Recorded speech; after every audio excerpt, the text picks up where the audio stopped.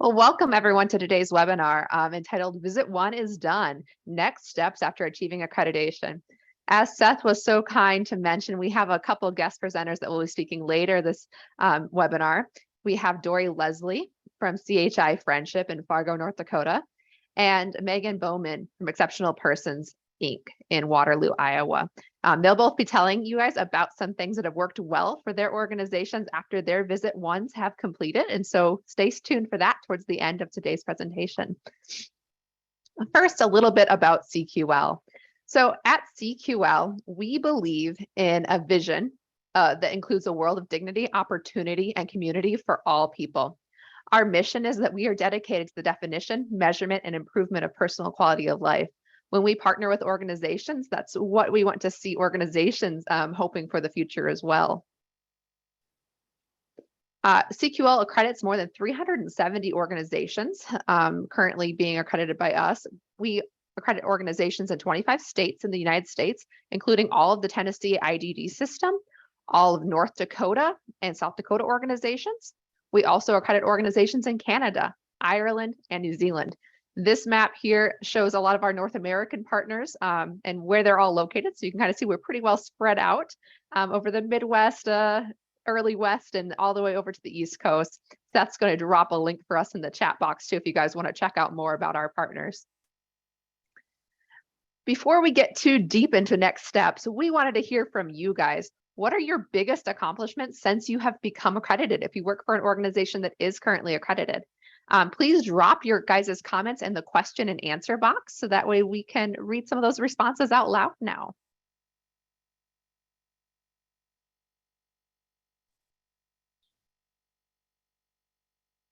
Okay, so we'll give you a minute or two to respond about your accomplishments since you've become accredited.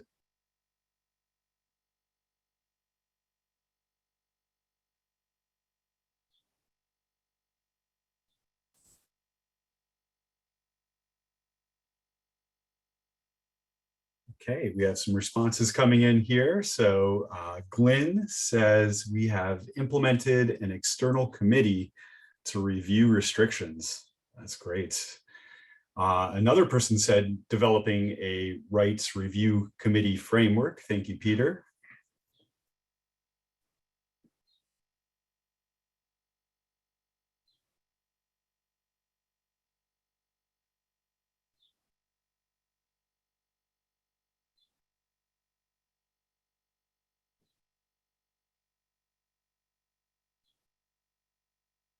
Okay, we have revised our resources guide to be more user-friendly.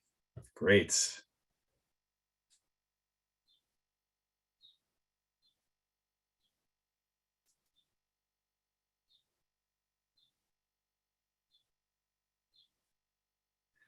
Okay, so I'll read one more here. We have developed a rights training for both individuals supported as well as staff. That's great. Thank you, everybody. So it sounds like you guys have been busy at many of your organizations after your accreditations, which is fantastic.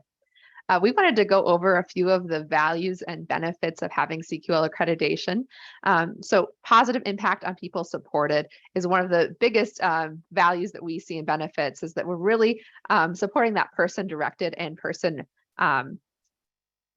service model, and supporting people to be at the center of all services and at the center of the reviews that we do during their accreditation visits. We see improved services for people when we are accrediting organizations, because the whole focus is on what people want and what services are desirable by people. We focus on what we'd like to look at as quality achievement, but also quality enhancement. We really believe that just kind of quality assurance is that floor, and that we can always push organizations to go beyond what just the basic expectations are, to make sure that expectations are meeting what people want. It gives organizations an opportunity for some external validation about the practices and systems that are in place to make sure that things are really going in the right direction. Provides accountability for progress. We're going to talk a lot about how we provide accountability after visit one and throughout the accreditation cycle with our follow-up visits.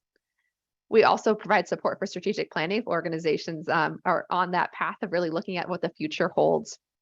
We emphasize data, which builds into all of these different areas. So every single area of our basic assurances, our personal outcome measures, and our other tools focuses on data that shows, improvement over time and supporting people with what they'd like.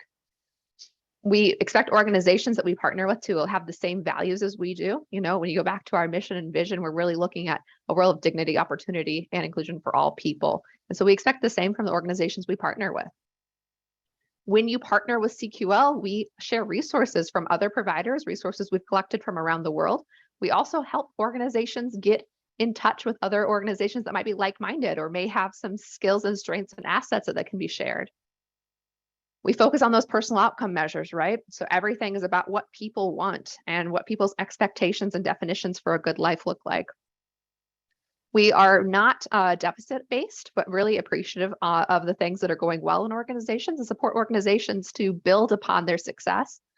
And we try to have a really positive impact on workforce by helping those direct support professionals and people providing services to really feel empowered and have autonomy and control over really supporting people to have the lives that they want. So, visit 1 is done. What should you immediately start to do? What are those immediate next steps as an organization? From the CQL team, probably on the last evening of the review before your final kind of exit meeting or your next steps meeting with us, you will receive a copy of your draft report that will have all of the information from the visits in there. You'll also receive data from personal outcome measures interviews, depending on the review type and how many interviews we've done. You also receive plan templates. So some plan templates that you may receive are basic assurances, personal outcome measures, what really matters plans if you're at the person-centered excellence or person-centered excellence with distinction level. And there may be situational plans too, depending on certain things that may be happening within your organization. During that last meeting with us, as we're wrapping up your accreditation, we'll talk about all of these different things and kind of what the expectations are, to have those plans filled out within the next 30 days to figure out what your priorities are and how you want to address any areas of opportunity that were discovered throughout the week. And we'll also spend some time celebrating the things that were really fantastic that we saw all week long. But what do you do once you get to that point of getting through that accreditation week? We suggest you celebrate. So you guys can drop some ideas in the question and answer box if you'd like about how you celebrate your accomplishment of achieving accreditation at that point. How do you make sure you take some time to relax? Do you do anything to reflect or use some appreciative inquiry to think about everything that led up to the accreditation week, anything that you had really thought about or appreciated about that experience?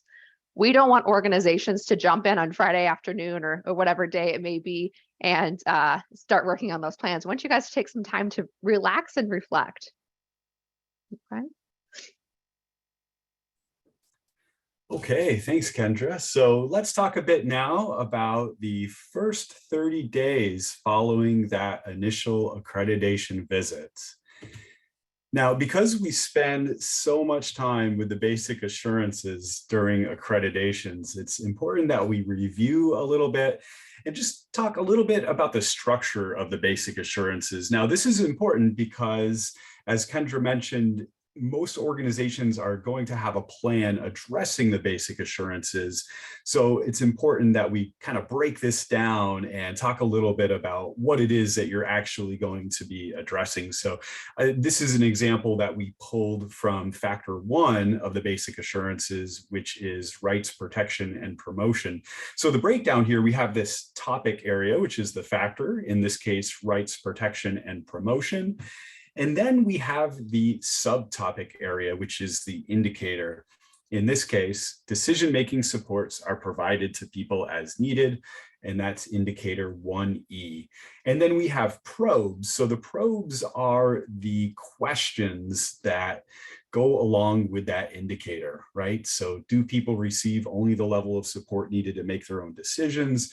Does the organization review the scope of advocacy, guardianship, rep payee, and alternatives to guardianship?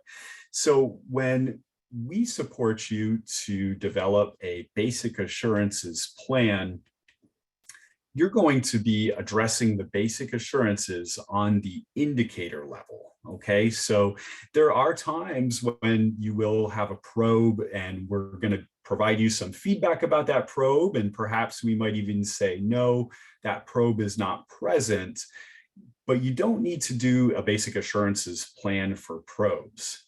Now, that said, if you are writing a basic assurances plan for an indicator, the detail that you're going to be addressing is contained within the probe. So oftentimes we'll have a few probes that are indicated as no, and then we will provide you some feedback about those probes. And that really is the basis for your basic assurances plan. So in this case, with this particular indicator, if we had a few probes out of alignment, it might be a combination of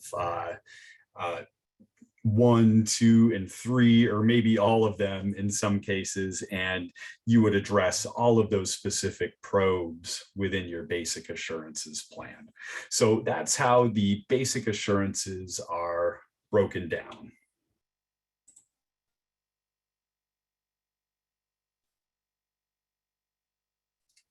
Okay, we got a great quote of resources, innovative ideas, and supports to guide one vision towards organizational growth. And I really like this quote, and we take a lot of pride in that at CQL. It really is a partnership. And as Kendra mentioned, it's all about appreciative inquiry. So using the strength of an organization as the foundation to move forward in the best way possible. We don't do deficiencies. It's all about opportunities for continued growth. Okay, so what can you expect in terms of the types of plans that you may have to complete following your accreditation? Well, we'll take a look now. Basic assurances plan, that is the most common one, and it's very common for organizations to have a basic assurances plan as the result of their accreditation. Most organizations will have a basic assurances plan. You also might have a personal outcome measures plan, depending on how you're using the personal outcome measures at your organization. You may have a personal outcome measures plan, and this is common as well, particularly for newer organizations. And there's also the What Really Matters person-centered excellence plans. And so if you are pursuing a person-centered excellence accreditation or a person-centered excellence with distinction accreditations, your stakeholders are going to support you to develop a What Really Matters plan. And then there are times when we have other situation-specific plans as well. Okay, so we'll show you some examples of these plans. The basic assurances plans are assigned whenever a basic assurances indicator is found not present in either the system, practice, or both. And again, most organizations will have a basic assurances plan to complete during their accreditation cycle. So in order to enhance systems and practice in relation to a given basic assurances, organizations are supported to develop action steps, identify ways to measure progress, and delegate responsibility for the action. Okay, we'll talk a little bit more about that later. Okay, so organizations are required to utilize the personal outcome measures as part of their accreditation with CQL. If a review team identifies that opportunity exists to enhance the use of the personal outcome measures, a plan will be assigned and resources will be provided to support the organization to develop systems to use the tool effectively. While organizations are required to use the personal outcome measures, we do not require organizations to purchase training, materials, or anything else as an accreditation requirement.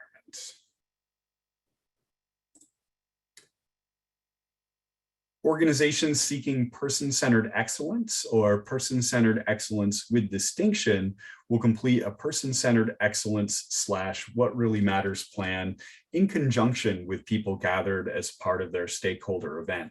So the stakeholders event will support stakeholders to discover, dream, and develop goals to work towards over the next 12 to 18 months.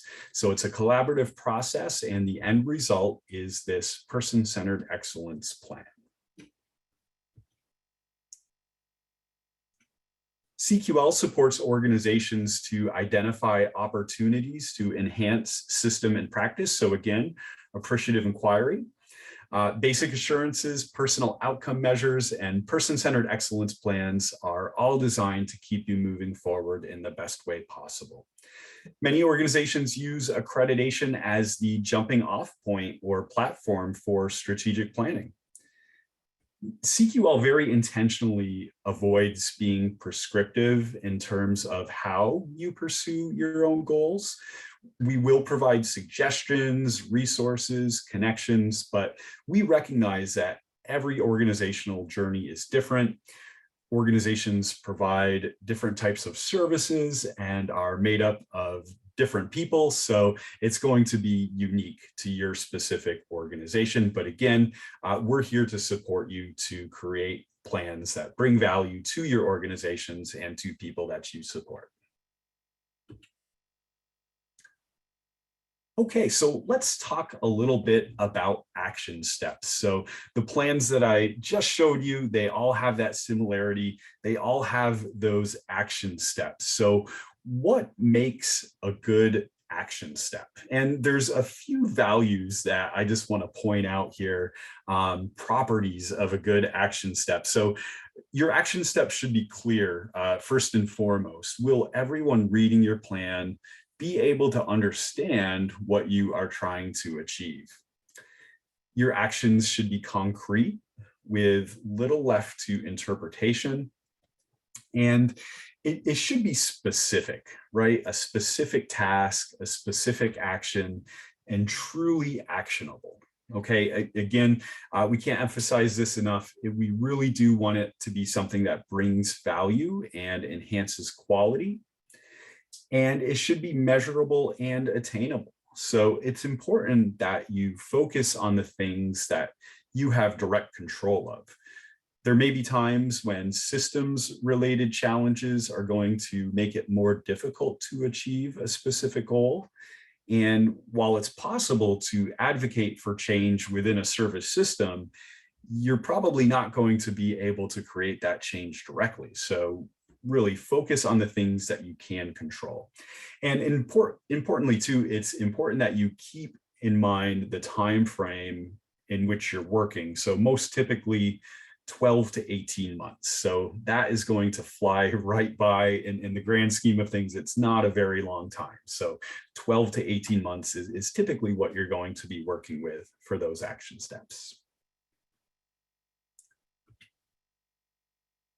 Okay, so little comparison here in terms of action steps that are clear, concrete, and specific, and some examples of action steps that may require some revision. Okay, so the organization will develop and implement a rights assessment in order to better target rights-related support. So that's very clear, it's concrete, it has a specific action in mind, whereas the organization will support people to exercise their rights. It's a great goal, but it doesn't really provide any detail as to how you're going to get that done. Okay, so that would be too vague, right? So another example, the organization will develop a retention committee, which will include people supported and direct support professionals. So again, very concrete, very specific. It describes exactly what you're going to do. Whereas the organization will develop a retention program is not specific, right? How will you develop that retention program? What are the actions within that? Okay, so a bit of a comparison there. And it's also important to point out that there may be times where it is necessary to develop smaller steps within a larger action step. Okay, so depending on the action step, you may want to break it down into smaller steps and set shorter timelines within that larger timeline. So there are times when you want to break it down even further, and that's going to help you to keep it very specific and concrete as well.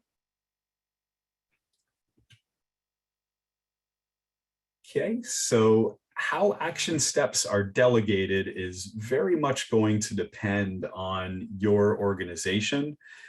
Though smaller organizations may have just one or two people taking the lead on implementing action steps, it is still important to include various perspectives as part of plan development and implementation. So you want to get lots of different perspectives involved. Consider involving people you support, direct support professionals, committees such as your Human Rights Committee, work groups, board members, board committees. With more ambitious goals and initiatives, it may be sometimes beneficial to create committees or specific work groups for some of those larger initiatives. Many organizations will have specific departments and people that will be the expert in a given area. And it's important to have a broad representation, not only to share the responsibility for creating actions and achieving goals, but to increase the amount of buy-in into your plan. Okay, so let's take a look at how we measure. And we do get to look at a lot of plans here at CQL. So we have lots of good examples of some really good ways to measure success. And we've also seen some examples of ways that are less effective. Sometimes we see things that are abstract, anecdotal, and just not as effective as the clear, concrete measurables. And again, so clear and concrete, that's really where it's at.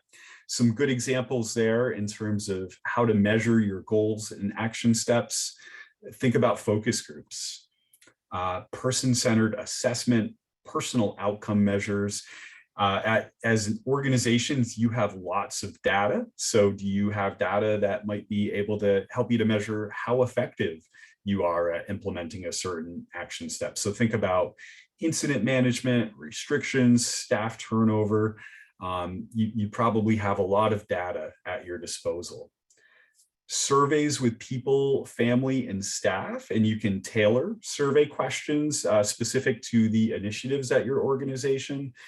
Internal safety inspections, and it could just be a statement such as policy is written and approved by the board and fully implemented. So sometimes organizations will have an action step that is to develop a policy. So the way that you would measure when that is done is when that policy is written, approved, and fully implemented. Okay, examples of some things that are more abstract that we see sometimes. People are happy, so that's great. You know, we want people to be happy for sure, but how do you know if people are happy, right? And similarly, people exercise their rights. So again, that's a great goal, but how do you know if people are truly exercising their rights? And that's kind of a theme here. People are engaged in their communities, staff morale is high. How do you measure those things? Okay, so be very concrete and specific with your measurements.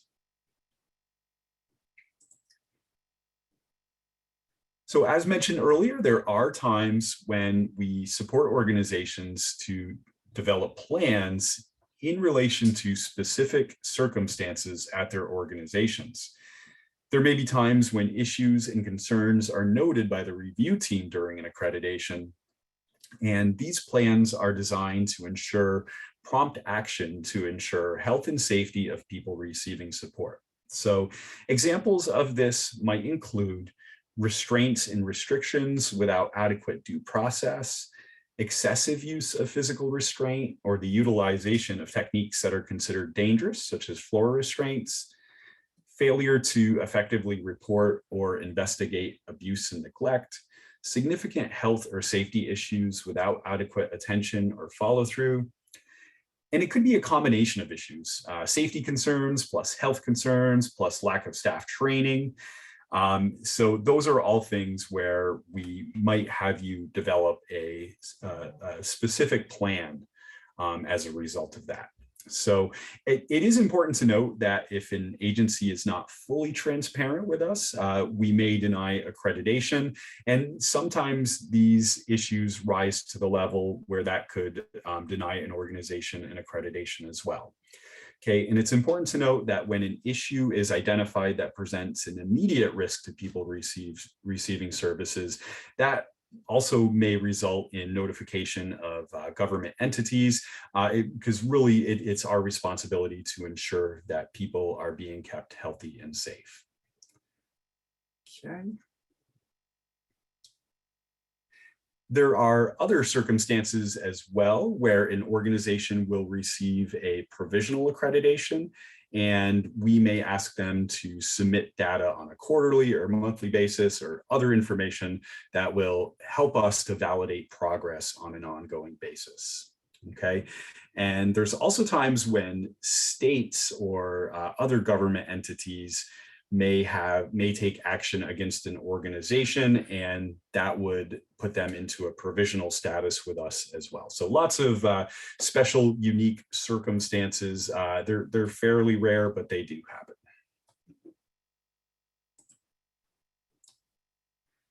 Okay, so organizations are typically given about 30 days to submit their finalized plans to the accreditation lead. And organizations are encouraged to reach out with any questions prior to that time. So if you get stuck or you would like the accreditation lead to have a look at your plans prior to the assigned due date, don't hesitate to reach out. We're happy to have a look for you. We are here to support you to continue to move forward and are always happy to collaborate, provide resources and suggestions. Once your plans are submitted, the accreditation lead will either accept your plans or provide feedback and requests for revision.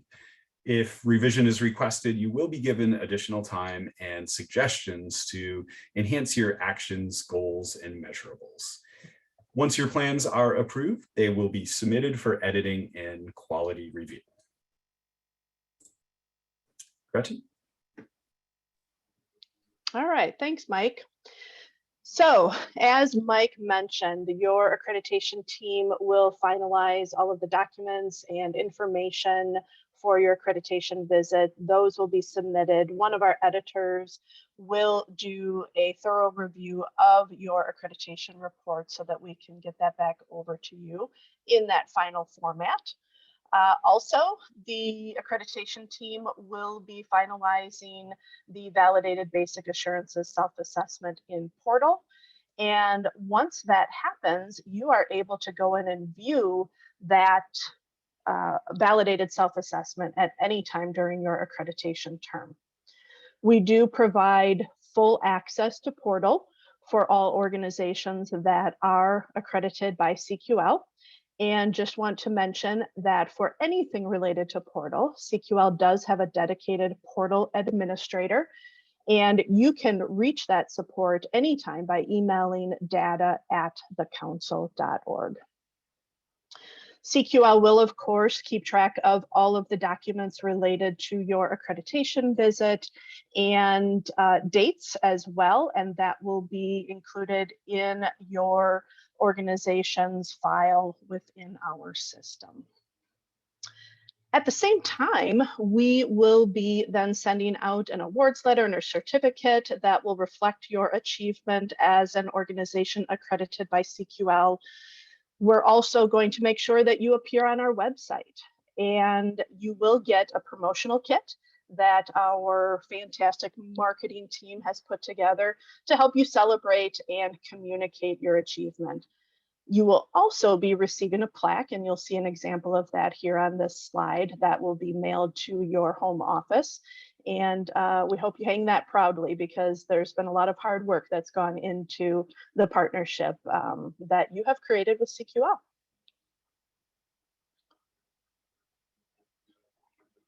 All right, thanks, Gretchen.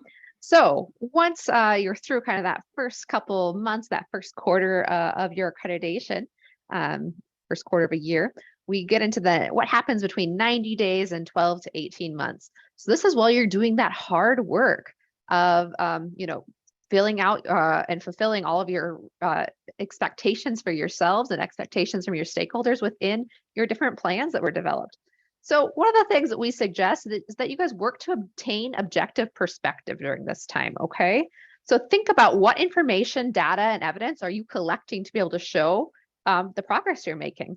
How will you know that you succeeded with each of your action steps and each of your plans? Who's responsible for overseeing the implementation of those plans? And then you guys want to make sure that you're collecting your documents and evidence in one central location. So that way that 18-month mark doesn't sneak up on you and you have nothing saved and have to scramble to find it all, because you're doing a lot of hard work. Many of these steps are included in your basic assurances and the other plans that you'll be developing. So just make sure that you keep an eye on those and keep track of all of those things.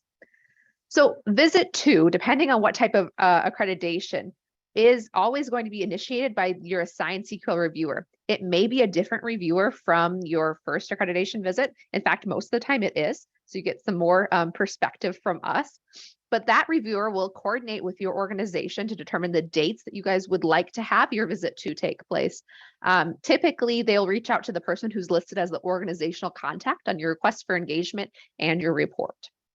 If they can't get a hold of that person for whatever reason, they'll reach out to the executive leadership at that time as well. Just a reminder, do keep us updated when those people change, because we know they do, just so we're getting hold of the right people. They will send you guys any planning materials you may need. So the agenda or the schedule for the week, a draft copy of those or proposed schedule. They will send a fillable form for you to fill out to update any demographics changes and what you've been working on. They'll explore with you document sharing options. Do you want to share documents via email, Microsoft Teams? Do you have an internal system that works for that? They'll explain any expectations for the visit too. And they'll develop a schedule or agenda for the visit based on your unique characteristics as an organization, the type of accreditation you've received, and any needs that were identified in visit 1. Sometimes organizations have needs that have popped up since their visit 1. We certainly saw that a lot over the last few years, and those can also be incorporated to the schedule at that time as well. So definitely let us know. We want to help you during those visits with things that you need support from us with. So the types of documents that we typically ask you guys to share with us prior to visit 2 is the fillable form. So that will be provided by the reviewer typically when they're setting up the dates with you, and they'll let you know the due date for that fillable form as well. We'll also ask for your Factor 10 data and analysis of that data, or wherever you're at in that process building your quality monitoring system, right? We'll ask for personal outcome measures data and analysis. We'll want to see evidence of progress in any of those basic assurances plans that you were asked to create during your visit 1. So any indicator that had a plan, we expect to see that you've done something along the lines that you had set up for yourselves. We'd also like to see evidence of progress in any what really matters or person-centered excellence plans that you developed during your initial visit. If you've updated policies and procedures, those need to be shared with us. And then ongoing compliance with health, safety, and human security, and licensing and funding requirements for your state, province, nationality, whatever the case may be there. And the reviewer may require other things depending on what happened during your visit 1 and any other notes that we may have about that, or the types of services you provide. There is a getting started document for all of our visit 2s and 3s that we do that we typically share with you guys as well. It's normally on the end of the agenda or the schedule. They'll let you know, some other documents that we typically want to see, like updated Human Rights Committee meeting minutes and those kinds of things as well. So for a quality assurances visit 2, typically that's going to be on site over about 2 days.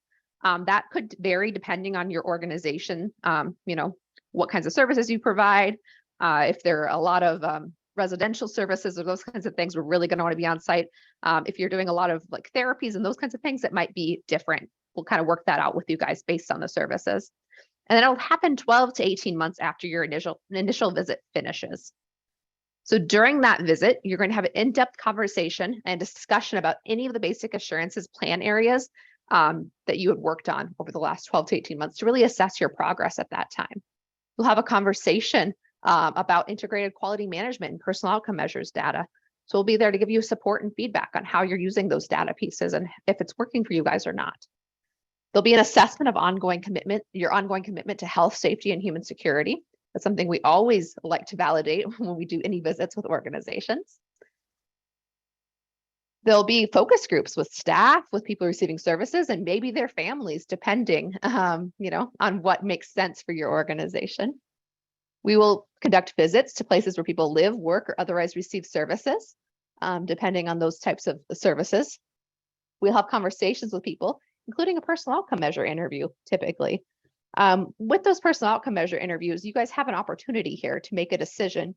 You could opt to do that interview and have us observe you and give you feedback on how you conduct personal outcome measure interviews. That can be really helpful for a lot of organizations, especially ones that haven't had any, formal training from CQL on how to do personal outcome measures interviews, to make sure that you're asking the right questions, you're digging deep enough, you're following the person's lead, those kinds of things. And it also may be a person interviewed during visit 1, if you'd like, to have some longitudinal data, so you can see, have we made progress in this person's life in supporting their dreams, hopes, and desires. Of course, we want to hear about success stories. Anything that's really great that's been happening with the organization since visit 1, we want to hear about it. We want to hear about success stories in people's lives as well. So if, people have gotten new jobs or gotten new houses, or, whatever the case may be that they're really proud of, we want to hear about it. And then if there's any challenges the organization is experiencing or anticipating, we want to be there to support you with that as well. Now, for person-centered excellence visit 2, this looks a little different. So typically, it's a virtual visit via Zoom or conference call, and it lasts about 3 hours. And that, again, may vary depending on your organization, the types of services you provide, those kinds of things. It also may vary depending on if your visit 1 was in person or not. And we'll talk more about how we decide if visits can be virtual or in person or not in a little bit. But typically, we need to do at least one of your visits in person. And this typically takes place 12 to 18 months after your initial visit. Again, we really want to focus on the organization's success stories from the past 12 to 18 months. We want to focus on people's successes as well during that time. We'll have an in-depth discussion about any basic assurances areas that you have had plans in to assess your progress.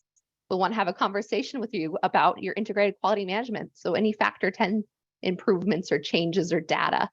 And the data gathered and actions that you've taken based off of that data. We'll want to have conversations about how you're collecting and analyzing personal outcome measures data and the actions you're taking based on that data as well. We'll talk about your what really matters or person-centered excellence short-term plans. Again, we're going to assess your ongoing commitment to health, safety, and human security. And we want to discuss any challenges the organization is experiencing or anticipating. All right, so they're similar but different, right? So after visit 2, your organization may be required to develop additional plans. So if any of the basic assurances we assess to no longer be in alignment during those visits, we'll ask you to address them at that time. That's fairly rare, but with everything that's happened over the past few years, it is happening occasionally. So be aware that may come up. If you're not fully in alignment with the basic assurances indicators that were assessed during the first visit to not be in alignment, we'll want to really promote that you keep working towards those and build some more robust plans to keep pushing you forward in those areas. Okay. To utilize your personal outcome measures, if that's something you still are needing some support with, we'll support you to make some plans in that area. And if you have a person-centered excellence accreditation and this is your visit 2, you'll be developing long-term plans at the conclusion of visit 2. Again, we typically give you some time to get those completed and sent back to us for approval. And then there may be situational plans, again, specific to your organization, just like Mike had mentioned before, that you have to continue to work on. So virtual, hybrid, on-site. How do we decide what type of accreditation visit you'll have? So we base this on a number of factors. The most important one is typically what your initial accreditation visit was. If it was virtual, we'll typically need to see you in person at some point. So your visit 2 will likely be in person, okay? It may be hybrid as well, depending on if there's more than one reviewer. So one reviewer may be virtual, one may be in person. We want to also look at the types of services provided. There are some services where it doesn't make a lot of sense to have in-person reviewers, but most services really do benefit from us being there with you. Red flags that we identified during the first visit may require that we be on site for the second visit. And red flags are a lot of the things that Mike had noted earlier that would result in a situational or provisional accreditation, concerns about health, safety, human security, the use of restrictive interventions and those kinds of things without adequate due process may necessitate that. It really just depends on the organization and the progress we're seeing too. If there's any risk to health or safety, we're keeping the pandemic in mind at all times when we're making decisions about if staff are going to travel different places or not. And, we always want to keep people safe and healthy. So if there's a lot of local or organizational COVID-19 risk, that might be a discussion we have with you guys about, is it safe to have people on site or is that a bigger risk? If there's any state requirements that require us to be on site, then you'll be having an on-site visit. Some states such as the Dakotas and Georgia, for example, require an on-site visit at some point. So that will help us make our decision as well. And if there's been any major changes in the organization, we may need to do that visit on site as well. So those major changes could be things like critical events that we really need to be on site to look at. So those are outlined in the partnership agreement in your report, but it'd be things like, conviction of your executive director officers or board of directors for things that affect people's like day-to-day safety and health. If there's just like a lot of underreporting of abuse, neglect, exploitation, mistreatment, that might necessitate us to come on site. Anything where we're really concerned about your ability to provide that basic health, safety, human security, we'd want to be on site to do a good job of looking and seeing how it's being addressed. If there's any mergers or acquisitions, that can lead to an on-site visit if it's during your accreditation term, just to make sure that's your commitment to everyone is being rolled over into that organization that's being acquired. If there's any major investigations in the organization, that might be a big event that causes us to want to be on site. Bad press sometimes can necessitate that, depending. If there's state funding or certification concerns coming from those state funding bodies, we may want to come on site as well. Or if there was major or broad leadership changes, if everyone who's in the C-suite is now no longer there, we'd probably want to come see what's going on with the organization just to make sure that culture and everything's still intact, that can commit to providing health, safety, and human security. So this kind of leads into nicely how to avoid having your accreditation revoked. So if organizations or an agency is not fully transparent with us, lying to us about something very significant, that would typically result in us denying accreditation. Same with visit 2 and visit 3. If we find out that there's something significant that we're not being told about, or there's no transparency around, that would result in losing accreditation at that time. We want you guys to ensure health, safety, and human security. That's our number one. So if we see that that's not happening, that could lead to having your accreditation revoked as well. If you're not making any progress in implementing your plans from visit 1, that can lead to accreditation being revoked. That's outlined very clearly in the partnership agreement. That is part of your accreditation process. And we reserve the right to remove your accreditation if you can't do that. If you're not able to remain in compliance with licensing and regulatory requirements, typically that would lead to either accreditation being revoked or some kind of other provisional accreditation situation taking place at that time, depending on what's happening. If you're unable to comply with that partnership agreement laid out in the initial accreditation report, which really talks about that basic health, safety, human security, and protecting people from those bad things happening, that could lead to your accreditation being revoked. We want you guys to cooperate with us. So one of the main things we've seen lately is that we need you guys to keep us updated on your contact information so we can get a hold of you, especially to schedule those visits, or if we hear about something that's going on. And if we request additional information about something, please share that with us in a timely manner. Okay. I recommend you guys check your spam folders and just be responsive in general when we reach out, even if it's just to say, hey, I'm checking in on that. Okay. If you're not sure if we need to know something, just tell us. We want to chat with you guys about it. Okay. Okay, thanks, Kendra. So looking a little bit longer term, 12 to 18 months to 36 months, some of the things to keep in mind, continue with everything previously mentioned. Okay, address any opportunities noted during your visit 2. So any of those plans that you had as a result of your second visit. Continue to measure and monitor progress. And of course, as always, reach out to CQL for any resources or support.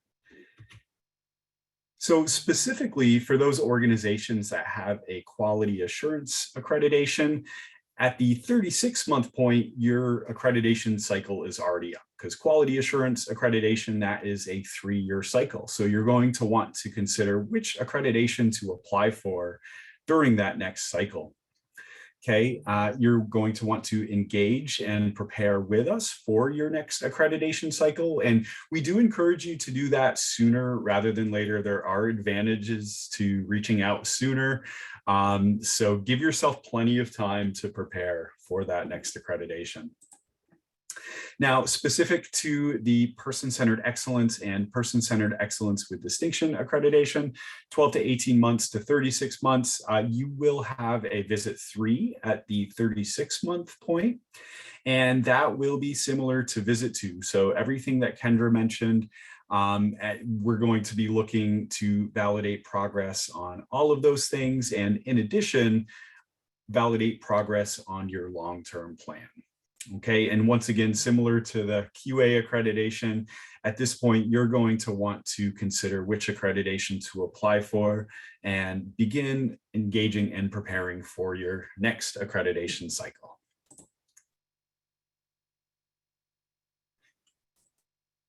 Okay, so ongoing partnerships, so long-term, just in review, continue to measure, track your progress, share your success.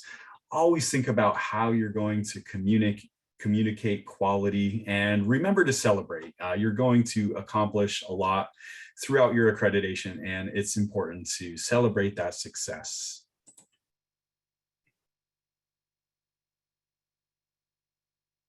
Okay, so in thinking about the long-term, overcoming challenges. Now, we do understand that organizations will run into challenges along their journey.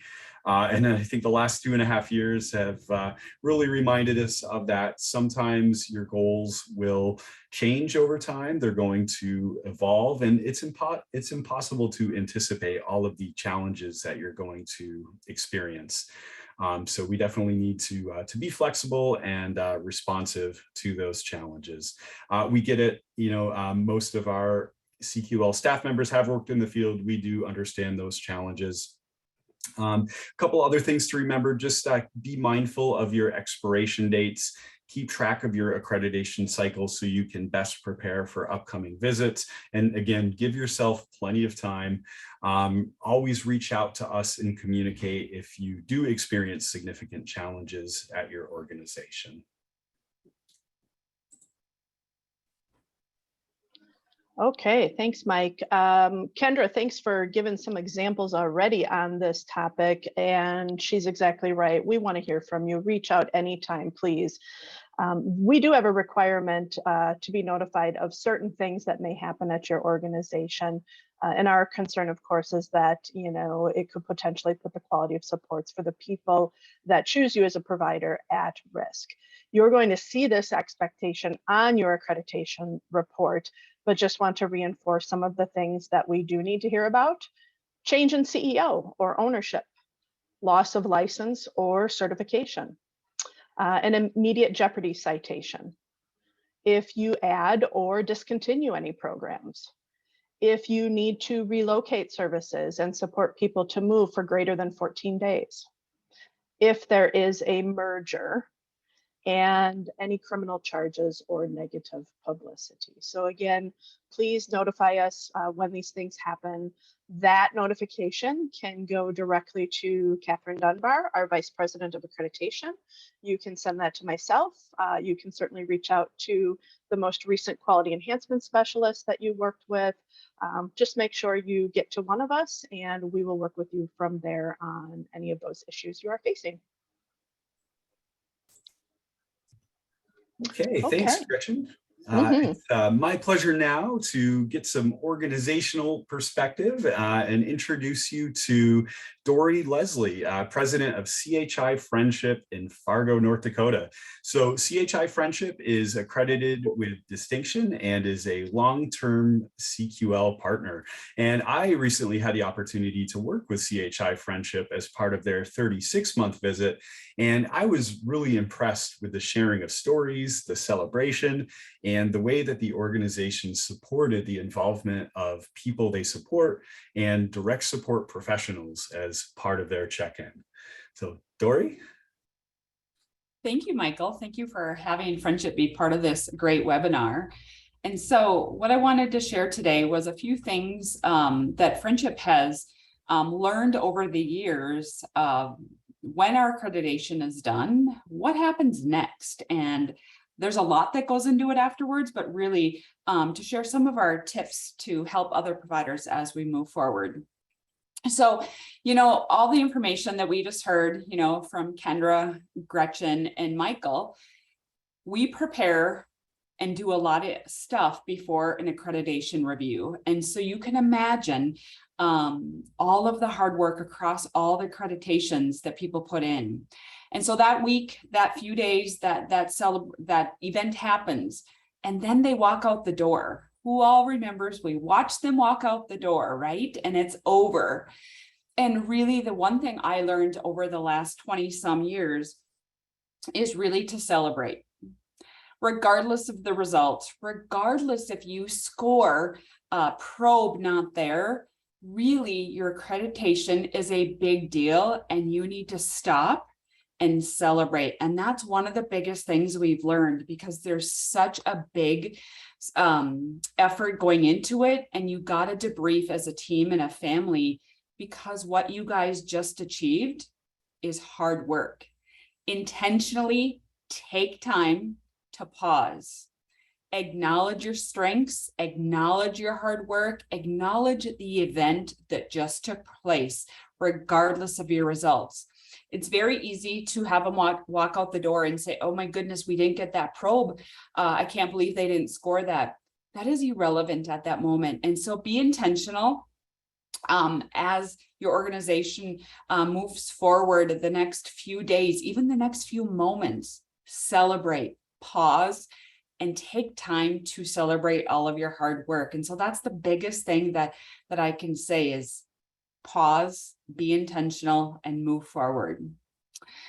The next thing, give yourself a few days, and then you get your assessments and your feedback from CQL. And of course, it all comes in a big, nice, finalized report. And so you can take that report and read it. Read it for all the things that they write that is good. And of course, you're going to look at the things that are not present or the suggestions. But really, when I take a step back, I reviewed all the feedback, and I have to define what is meaningful to the people we support, what is meaningful for us to work on right away to move the organization forward. What is not meaningful? How many pluses and minuses did I get on my POM data, or how many probes were not present? That's not necessarily what I'm after, but I'm looking at what intentionally did they give us for feedback or suggestions that can make a difference to the people we support and really matter to them.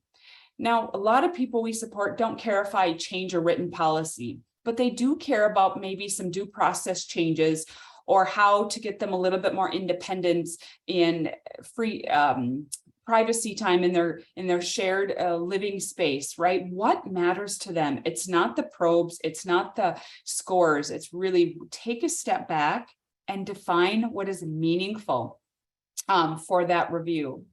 The other thing I look at when the assessments and feedback come is really the trends and patterns and the bigger picture. And I will say, when you hear a CQL reviewer use the word appreciative inquiry, that is something that we've really learned the last several years. Appreciative inquiry is to really focus on what you did right and what goes well that you could share across your entire organization. So even when you think about patterns and trends, we often think of what do we don't do right. But appreciative inquiry focuses also on the trends and patterns of what you do right, and the bigger picture of what we could do across the organization. If it was identified at just maybe 2 group homes, how can everybody have that same success? And really, don't try to fix it all at one time. What is the most important? What could we fix that matters to the people we support? And actually, even the suggestions and the probes that are not present, sometimes you don't need to fix. Sometimes they are just okay with maybe a tweak here and a tweak there, right? So not everything needs to be fixed or fixed all at one time.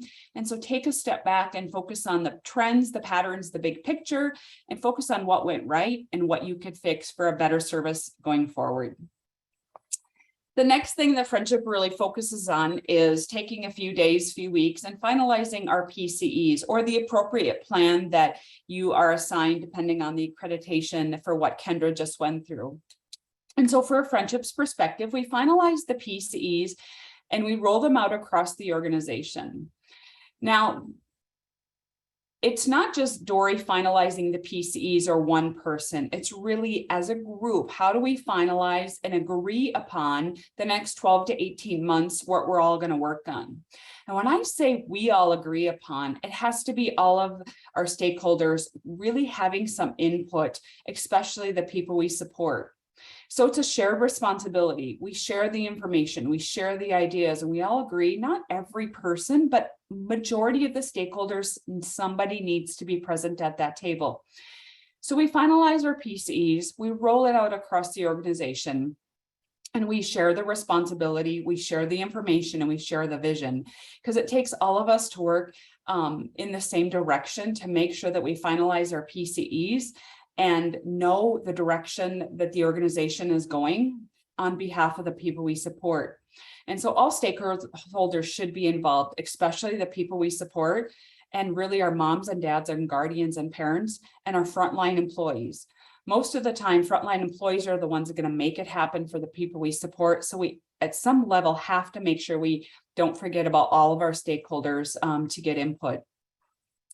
You know, then we roll out the PCEs, we work on them for the next 12 to 18 months. And for us, it's been really important to allow the executive sponsors of that PCE run with it, make barriers be removed, have success in all of those PCEs, but yet define milestones and timelines for check-ins and making sure that we're on the same path for plan achievement.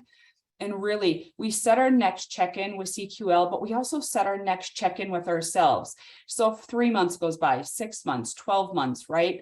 Where do we see success? What group needs a little bit more help? We define our own milestones and timeline within our organization, because we don't want to come up to 12 months and say, oh, CQL call is in a week, let's get it all together. That's not how this happens for us specifically. We work on it all year long, and making sure that we set our own milestones for achievement to roll out within the 12 months or 18 months for the people we support.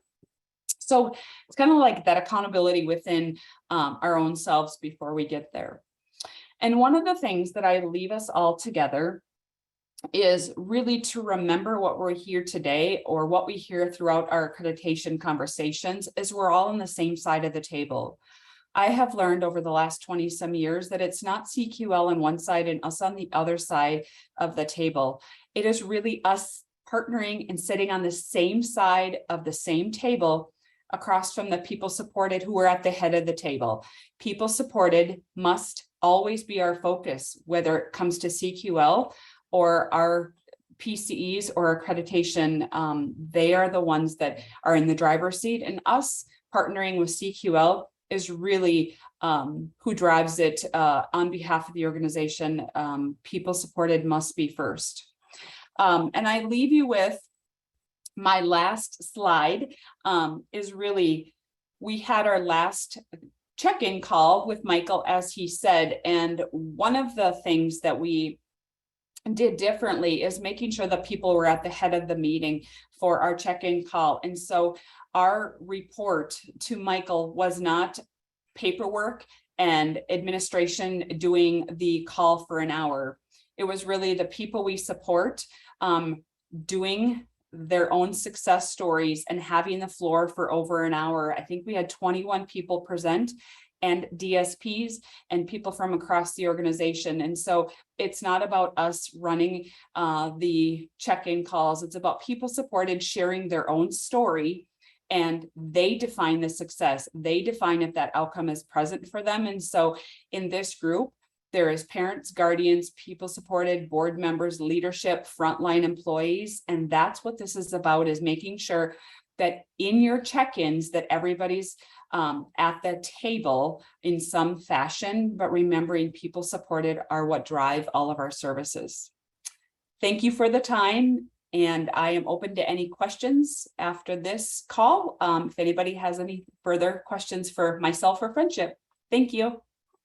Thanks, Dory. All right. And so we want to give exceptional persons an opportunity to share as well. I had the wonderful opportunity to do the QA visit 1 last year with them, and we're prepping for their visit 2 coming up here soon. So Megan Bowman is the Quality Improvement and Outcomes Director at Exceptional Persons, and she's been with EPI since 2014. Exceptional Persons is in Waterloo, Iowa. And one of the things that really struck me about them is that they really recognize that people are more than a diagnosis and services, and they tailor their services based on what people want, and are continuing to do so to this day. So Megan. Thanks, Kendra, and hello, and thanks for having me here today, guys.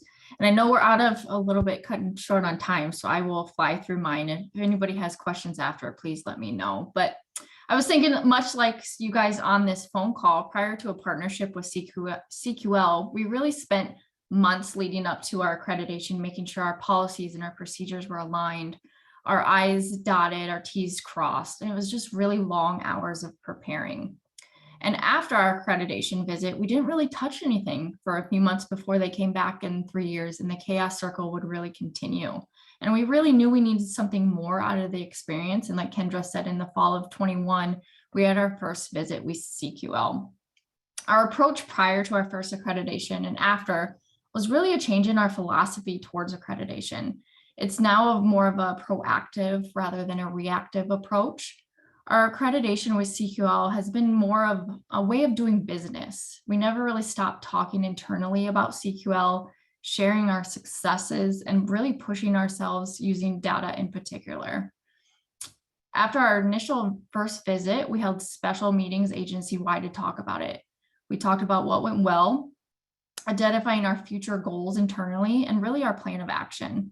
We kept these meetings and updating our agency on progress and how they were a part of it. We found there was more buy-in if everyone was really involved from the beginning and giving more ownership to what everyone does. Really being proud of what they contributed and giving an opportunity to really show that off. We continue to this day to do internal CQL check-ins via meetings to discuss what's new, what's being worked on, and really that plan that you guys have been talking about. We really truly turned it into no man alone approach. It seems like a simple concept, but prior to CQL, accreditation really fell on just a few people's shoulders. If we have an internal policy change, a change in a practice or a positive step in our next level goals, we immediately update the factor of the basic assurance assessment. Our basic assurance assessment is completely electronic and linked to our internal documents. So we aren't double doing it, and it makes it a lot easier to live it every day. There's no more files upon files and checking out conference rooms for review. This was a way for us to make CQL really a living, breathing part of our organization, and it doesn't really feel like work. We feel organized and we feel ready for a CQL visit at any point in time. And on the previous slide, there was a snip there, and it doesn't really do it justice, but might give you an idea just how we go about linking our internal documents. So Kendra was our previous specialist, and so she has access to this at any point in time. So if there's a policy change, she has immediate access to that. And we really promote the use of CQL webinars. There's numerous online resources that we've talked about today, social media. With these resources comes a small little community, all sharing the same purpose, right? And really early on in the process, people shared their policies, their assessments, their ideas with you, and we're able to spark ideas from. Really don't struggle in silence. We built so many good relationships, and especially with Kendra in particular, I've reached out to her several times after their first visit just for a sounding board, and they're really truly there to help. I also can't tell you how many times we've posted on Facebook when we were getting our Human Rights Committee up and running just for ideas.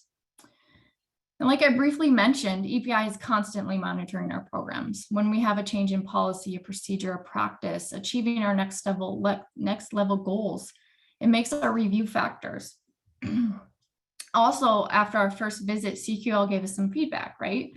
We set up plans to meet them agency-wide, and every one of them had a lead staff in order to make sure the recommendations and feedback got forward progress and that there was follow-through. Some of those recommendations, we might have set up an organizational health policy, like Kendra was talking about data earlier.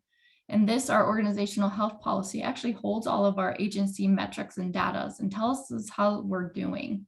Most of those agency reporting guidelines. So for example, we monitor our POM data twice a year on a state and national level to see how we're doing. So how are we prepping for visit 2? Like I said, it's more of an everyday prep versus a cram session. We have a CQL group that meets regularly, and our BEA factors are constantly evolving and being updated live, like I mentioned earlier. Each factor is assigned to a person that is part of this group, and this person might be responsible to make sure the factor is implemented agency-wide and for the next level goals. However, there's so many more people involved that those could go from person served to staff to program managers, stakeholders, et cetera, and bring it all back to the CQL group. It takes a village, quite honestly. And like I said, it's not a one-man approach anymore. So thank you for having me. I know that was super fast and quick. Like I said, reach out with any questions. Perfect. Thank you so much, Megan. So Megan touched on this pretty well, but preparing for your next accreditation is something that we would like you guys to think about a little bit too. So I'm going to go pretty quick through these, but save information throughout your accreditation cycle to illustrate your ongoing quality achievement efforts, your celebrations, your accomplishments, feedback you've received from stakeholders, and any strategic planning. We always love to see your data. All right, so feel free to keep that in some kind of way that's really easy for us to see and for you guys to collect. Consider your focus as you're looking at your next accreditation. What do you want to gain from your next accreditation cycle? We're probably going to ask you that when we start engaging with you. So, really think about that ahead of time and maybe find out from stakeholders ahead of time as well what their priorities are. Okay. Also think about what your community may need to support everyone to thrive, because a lot of our accreditation really looks at how you support communities to support everyone as well. And finally, we want you guys to review the types of accreditation that we offer. Okay, I think it's important to remember that our accreditation types are just types. These are not levels. Okay, we want you guys to select what works best for you at any given time, and we don't hold one type over another or anything like that. It's simply whatever aligns best with where you are right now. Okay, so we'll want to stop by CQL's website to ask for a request for engagement once you've figured out which type aligns with you best. And Seth has dropped that link in the chat box for you guys. You cannot access the request for engagement on that website. You have to request it through the website. So keep that in mind as well. Mike? Okay, thanks, Kendra. And thank you all for sticking with us. I know we're running a little long. I just wanted to highlight some of the tools and resources here. So again, this is something that we take a lot of pride in at CQL. We really do love to share. Our staff members have a lot of real world experience. We've worked in the field, we've worked for organizations. We have an intimate understanding of the challenges that you face on a daily basis. And we really want you to be successful. I really like Dory's analogy. We are all on the same side of the table, and we're here to work with you. So we do offer a plethora of resources to support organization. Check out our website. We have tools, research, articles, other publications, and let's not forget, all of our past webinars are on our website as well. They are archived there, and you can watch them at any time. This one will be archived for later as well. If you go to the CQL homepage, we do have a sign up for newsletters, publications, and other communications from CQL. I promise you that we will not spam you. So check that out. Check out our social media as well. We are on Facebook, Twitter, YouTube, and LinkedIn. And check out our CQL e-community. As Megan mentioned, that's where a lot of resources are shared. So check that out as well. And also wanted to do a quick plug. We are going to be in Las Vegas in October for our conference. And so that is October 11th through 14th. And you can experience engaging keynotes, eye-opening breakouts, and meaningful network opportunities. And it is available this year as either a traditional in-person experience or a virtual experience. So check out our conference, come see us. We would love to see you there. Okay, and if we can support you at all, please feel to reach out to any one of us, and we will support you to continue to move forward in the best way possible.